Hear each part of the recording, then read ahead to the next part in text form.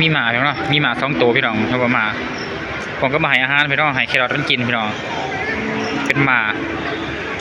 แล้วก็ใช้พวกเบิ่งอีกรอบนึงพี่น้องฟังนี่คนร้ายแบบเนาะคนร้ายอีดีเพราะว่าเบิ่งสัตว์เบิ่งหยังเบิ่งกระต่ายเนาะนี่แบะแถวเนาะมีแบะมีแพะพี่น้องกินยังไงเอ้ยเอาเนี่ยแล้วนี่เขาขายมาแครอทเนาะจาน25ด้วย50พี่น้องนี่น่าจะเป็นตูยังพี่น้องมีกูประตูยังไงวะเนี่ยนะกูประตูยังไหนกูจะสักทักมา5เลยพี่น้องประตูยังพี่น้องแล้วก็จะมีไก่พี่น้องไก่พัน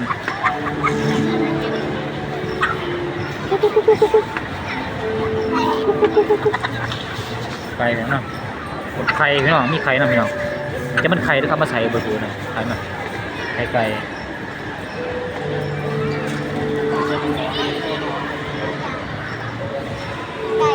เบิ้งแม่ท่านนี้เนาะแม่แบบตั้งให้มาตัวนี้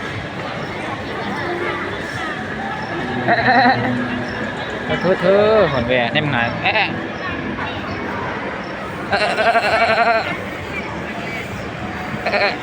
ี่เนาะ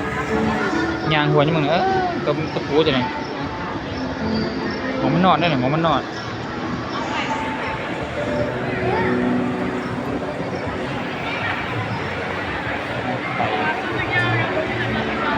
ก็มีไก่นะเอามาเนี่ยทำกระต้มนี่มันเกลือนปะเขาเกลือนพวกเขาเนาะ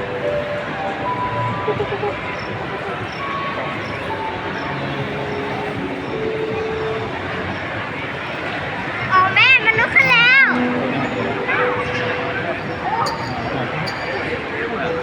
เฮ้ยมาเลยเป็นน้องมาเลย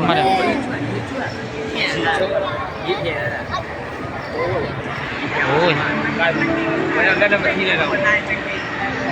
กินนี่มันจะได้ปะกินยอดตัวไหนปะมันตัวยังเกินปะซื้อยังเหรอเนาะกูจักซื้อมาซื้อยังเหรอเนาะตัวนี้ไปหักอยู่ไปเลยเนาะสัตว์โอ้ยเนาะ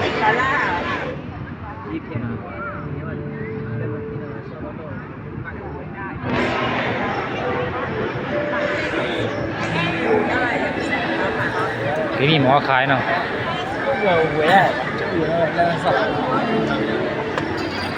เมียว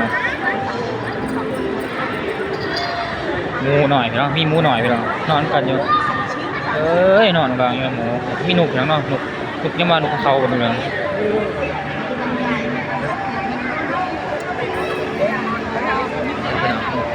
โอ้ยแนมหนาอยู่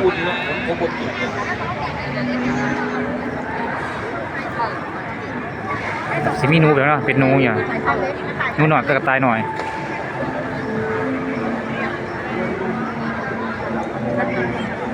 เทียนะแต่มันจะเล็กแล้วมันก็จะติดเราด้วย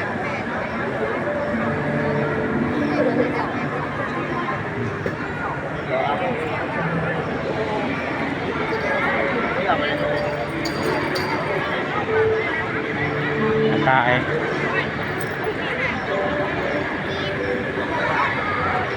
ายหน่อยพี่น้อง